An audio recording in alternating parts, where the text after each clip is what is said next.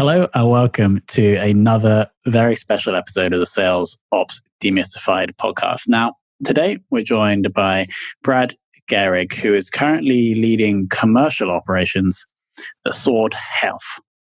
Now, in this conversation, we're going to dig into Bradley's previous experience as a sales manager, but then also look forward to today and understand more about Bradley's definition of commercial ops and how that may differ from sales ops, as this whole podcast is branded around. So, Bradley, first of all, welcome to the show. Thank you. Thanks for having me. And let's kick off by understanding your definition of commercial operations. So for Sword, it's actually been a little bit different than I would normally classify it, but I'll stick to the more traditional revenue ops side of things.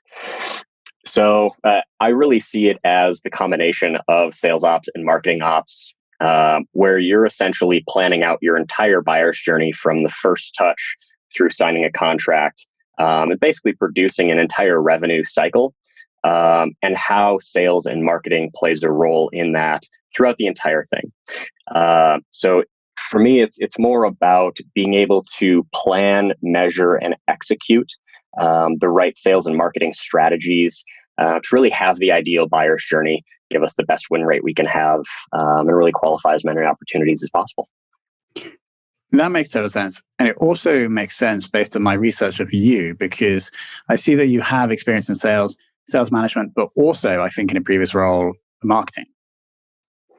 I was running revenue marketing at Artemis Health for a little bit. A very similar role to what I'm doing right now, but it was definitely more focused on an account-based marketing strategy, and essentially more on the marketing execution side than where I'm currently coordinating the two.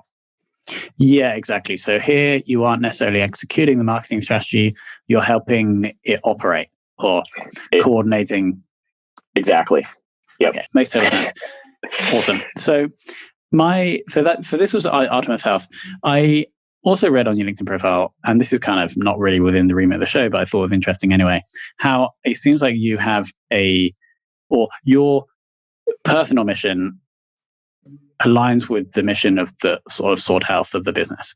And so if you don't mind, it would be great just to hear a little bit about what that is and how that aligns with the mission of Sword Health. And then once we've done that, it would also be great to understand whether you think that, or like, how valuable is it that a business can bring in people whose personal mission aligns with the business mission? If you don't mind talking about that. Oh, I'm absolutely happy to talk about it. My personal mission comes from a pretty unfortunate battle with an immune deficiency. So back in my younger 20s, I was a professional cyclist and, was mysteriously ill one day. Went from training 30 hours a week on a bike to not being able to get out of bed. No one could figure out what was going on for years.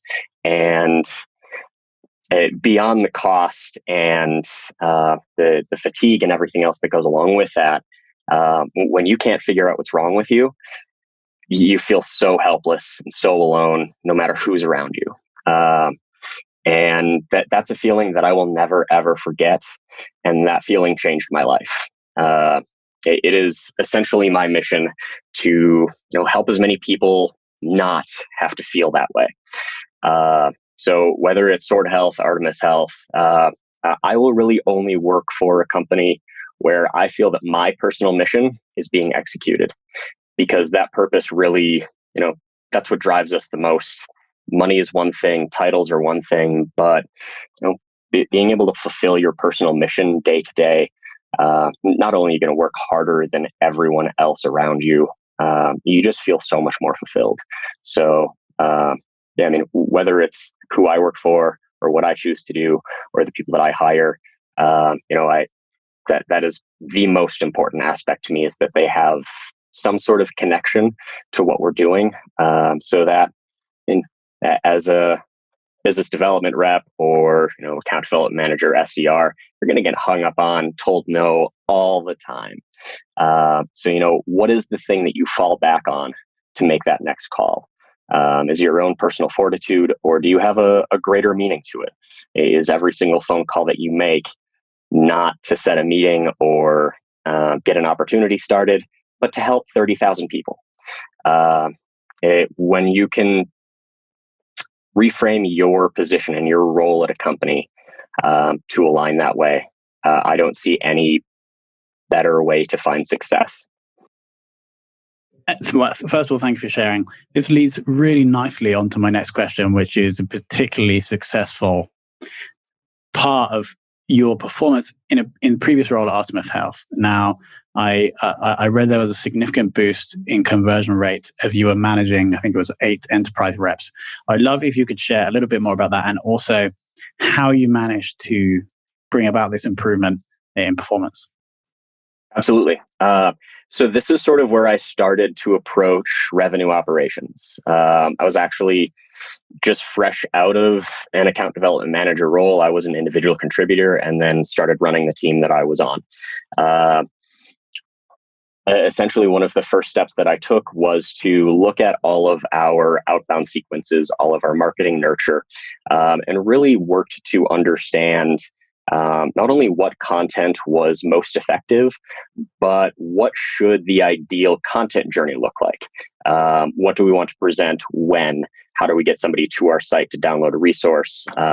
It was a lot more than just sending emails and phone calls and LinkedIn touches just to get someone's attention. So that was really the first step, not only in really working to increase our conversion rate, but also to working to just a more efficient place as, a business development organization. So once we had done that and figured out what the whole buyer's journey looked like, and then, for instance, if you have a meeting and it doesn't go how you want it to go, where do they fall back into the buyer's journey? How do you give yourself the best chance for your next at-bat? So those were a few things we looked at to begin with. And then where we really started to see a huge increase in conversion rate was actually when we dissected our sales process a little bit more and looked at the entire qualification that we were doing with our prospects. And ultimately, our goal was to get to a point where we could forecast our opportunities closing more accurately. But ultimately, that wound up falling to a change in our business development org, where we had a multi-stage qualification process. So, you can only put so much of discovery on the person who's making the cold calls and, running this strategy, because you're not always going to have the opportunity to ask the right questions. You're not always going to be in that place. So we really wanted to break it down into the rep would get credit for setting a good meeting. And then once we were able to get to a point where we could basically get the prospect to sign off on a timeline and really approve what the evaluation looked like, then they would get a much larger payout. So the goal was really to, let them make more money, but also to give us more qualified opportunities and have sales and business development really work more closely together to nurture those opportunities and get them to that stage of evaluation. Makes total sense. So it seems like more alignment between the incentives of sales and business development with the incentives of the ops team and also actually the organization. And that brought out the better performance. Awesome. Yeah. Let's just now alignment across all. Exactly. No. Let's now come to today and the ops function of Sword Health. What part of the sales/marketing operation that you're running are you most proud of at the moment? That's a good question. I will say there's nothing better than having a new rep start, whether it be business development or sales, and the first thing they do in your first meeting is compliment your Salesforce instance and how efficient everything is working. Really? Wow. Always appreciate that. But I think one of the things that I'm most proud of is how I have essentially structured the entire buyer's journey within Salesforce. When I started thinking about, what does a buyer's journey look like? I wanted to be able to measure the entire thing very granularly, and really understand, once an opportunity was closed, who had influence at every single stage change in that buyer's journey. So I probably spent a year, whiteboarding and figuring out how to measure this entire thing. So I've broken my buyer's journey down into 14 individual stages. And then that allows me to essentially give an influence point to either sales or marketing, content, website, whatever it happens to be, for 14 points throughout that entire buyer's journey for every person attached to an opportunity. So it's really going to allow me to have a very granular look at not only what's helping to influence the buyer, but also what's the best first content to introduce. What should we be doing at literally every point throughout the buyer's journey, throughout that entire revenue cycle? One of the unique things about the digital health world, or selling to HR and benefits, is that the year is very cyclical. There's open enrollments always happening in the fall. They're always evaluating new vendors in the spring, signing contracts midsummer, and rolling out for January 1. So it is somewhat formulaic in that way, but trying to figure out ultimately, what does the whole formula look like beyond just the annual cycle. I would say that's probably definitely the thing I'm most proud of.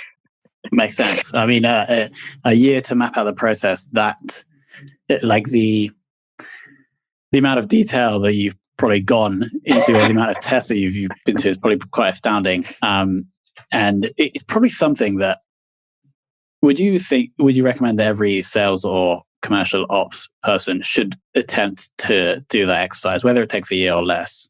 But how important do you think that is? I honestly would say that it depends on your sales cycle and who your buyer is. If you have a very transactional sale where, within a week of your first call, you're closing a contract, you probably don't need that kind of granularity. But once you start approaching 1, 2, 3 months in your sales cycle, you have a lot of opportunity to influence that sale along the way. So giving yourself the opportunity to maximize on that opportunity is absolutely vital. So I wouldn't say everyone should do it, but definitely those that need a closer look at how they acquire a new customer, they should absolutely be doing something like this. Awesome. And what do you think is Sword's, or the ops function at Sword's, biggest opportunity? That's a really good question. I almost don't want to spill beans right now. So the digital health market, I think, has done a really good job at marketing. Very much less so on the sales side. And I would say even less so on the whole revenue operations function.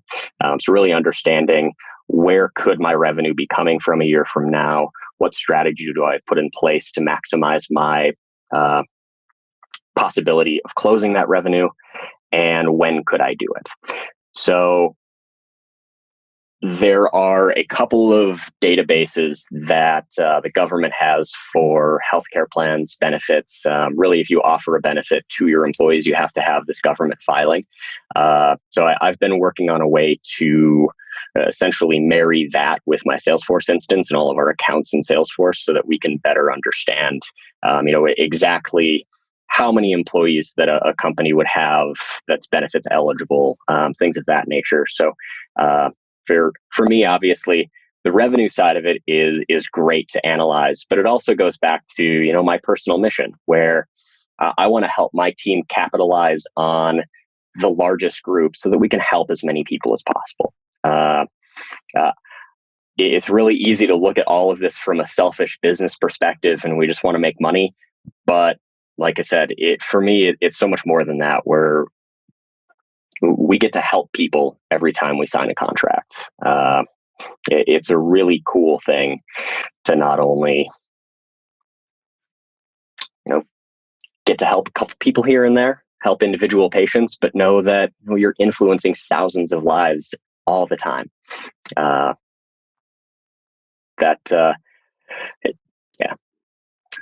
Operations really does have a great opportunity to influence how we do that at Sword, and I'm very happy with the opportunity. For sure. I mean, maybe I should come and join the sales ops team.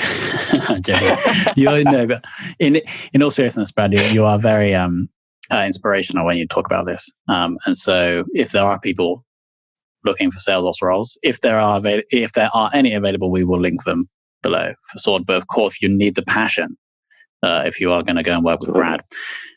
Penultimate question: looking forward to 2021 and obviously, with the 2020 forecast probably being slightly out due to all of the issues happening in the world, what can a sales or RevOps team do to try and ensure a more accurate forecast moving into 2021?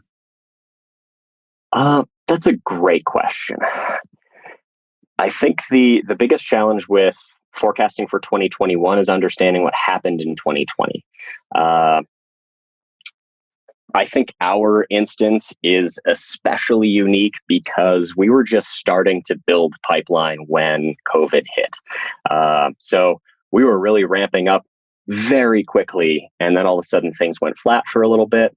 And then, we caught up and then some. So we have all of the pipeline we could ask for, but it's ultimately figuring out how that's going to close and when it's going to close, because our entire industry did a shift of how they make decisions when they implement new programs, because everyone was scrambling for 6 months. So that really next year is sort of an unknown still. We don't know exactly what the revenue forecast looks like for that, but I can say, based on the delay that I've been able to calculate that happened from COVID, I would just say we're 3 to 4 months behind in terms of contracting. Everything else is still on schedule. So, aside from that delay in getting contracts signed, my forecasting is going to remain fairly consistent due to what I've seen for the last 6 months now. Makes sense. And final question: who in the world of sales ops would you most like to take for lunch? That's a great question. Have you met Shane that built Lift IQ? I don't think so. He would probably be near the top of the list. Granted, we've met several times and have had a lot of great conversations. He's built a really unique revenue and account-based marketing tool to a point where him and I just see eye to eye on sort of how revenue ops should look, and how you should analyze your sales process. In terms of like an interesting conversation that I can guarantee would be very useful, would definitely be him. So it's Shane and it's Lift IQ, did you say? Yeah, Lift IQ. Amazing. I'll check them out and we'll see if maybe Shane would like to come on the show as well. But Brad, thank you so much for coming on and being so honest, highlighting a point that we've actually haven't touched upon in this podcast before. And isn't that related to sales ops? But I think it is important to highlight in that businesses that do have a mission and a purpose can attract the talent that is also aligned with that mission. And I think that's really important. But also thanks for kind of sharing exactly your strategy for that boosting conversion rate back at Artemis Health, and then also your forecasting strategies going into 2021. So Brad, thank you so much for coming on. Absolutely. Thanks again for having me.